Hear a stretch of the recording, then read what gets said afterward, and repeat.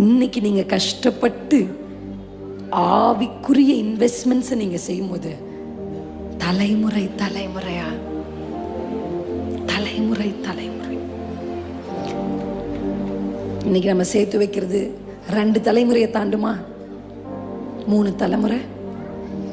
ஆனா நீங்க ஆவியில செய்கிற, நீங்க பண்ணுகிற அந்த ஜெபம், ஆவிக்குரிய மனுஷனா இந்த சமுதாயத்தில் நீங்க வாழ்ற வாழ்க்கை, பரிசுத்த ஆவியில் நிரம்பி நீங்க சொல்லுகிற அந்த வார்த்தை. நான் சொல்லியிருக்கிறேன் முன்னாடி என்னுடைய பிரசங்கத்துல, இன்னைக்கு ஒரு மனுஷன், ஆவிக்குரிய மனுஷன் இங்க உட்கார்ந்து ஜெபிச்சா, ஒரு மனுஷன் இங்க உட்கார்ந்து ஜெபிச்சா, வார்த்தை எங்க போய் வெயிட் பண்ணுனா, ஏசாயாவினால் உரைக்கப்பட்டது நிறைவேறும்படி இயேசு இப்படி செய்தார்.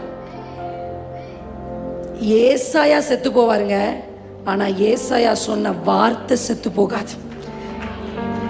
எத்தனை பேருக்கு புரியுது நான் சொல்றது?